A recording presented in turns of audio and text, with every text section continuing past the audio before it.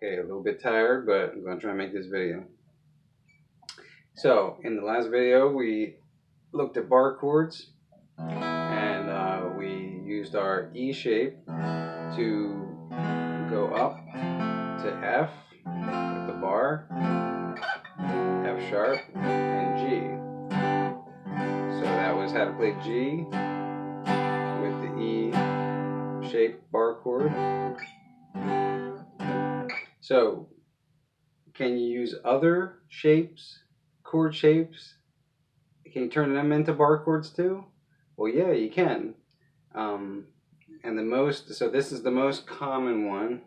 There's two common ones. This is the one that uses the E shape, and then the next common one uses A. So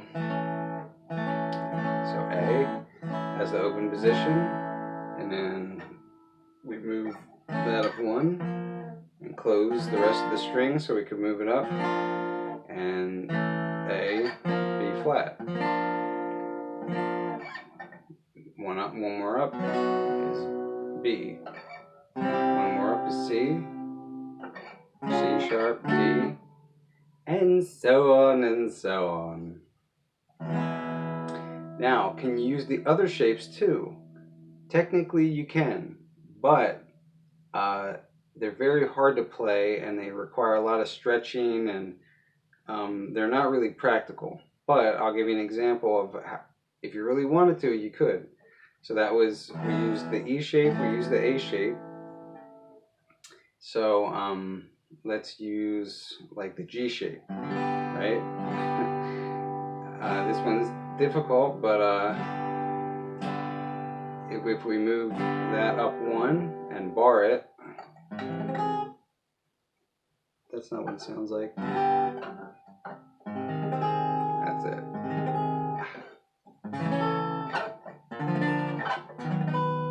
Right? So you won't see people do that, but you will see a partial shape with the G. So right, if you move G up one, it's A flat, and then one more is A, right? So typically, if you see somebody play this, they won't be playing the full chord.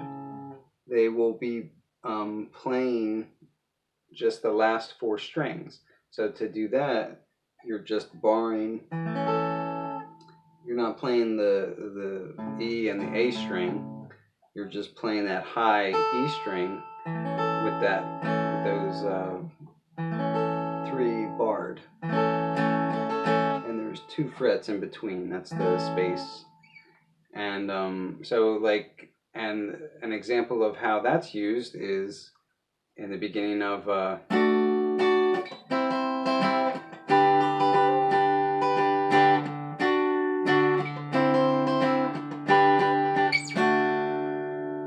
right. So that's using that shape. So that's G. What else? C. Okay, so C. If we try to move C up and bar it, you can kind of do that.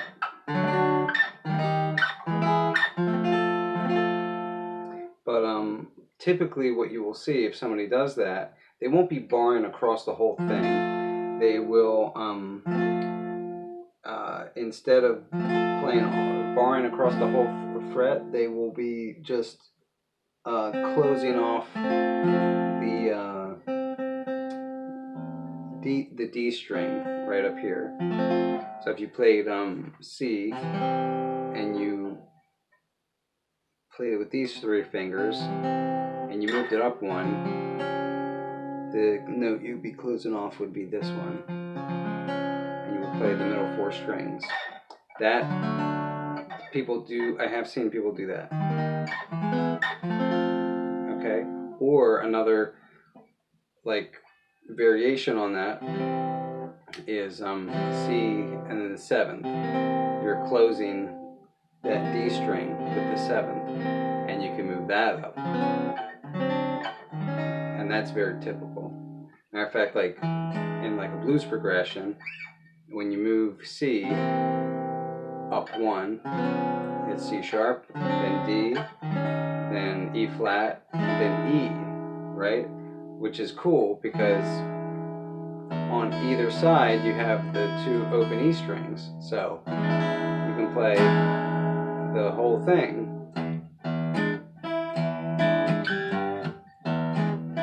Like if you're doing a E, right? Sorry, there's a little bit of that tune. Okay, so that's C. What else? C, A. Okay, so D, right? D, if you move D up, you could bar it, kind of. It's hard. So typically, what you'll see if you want a closed D position with more than just 3 strings, you'll put your pinky down on this string. So that's what the shape will look like.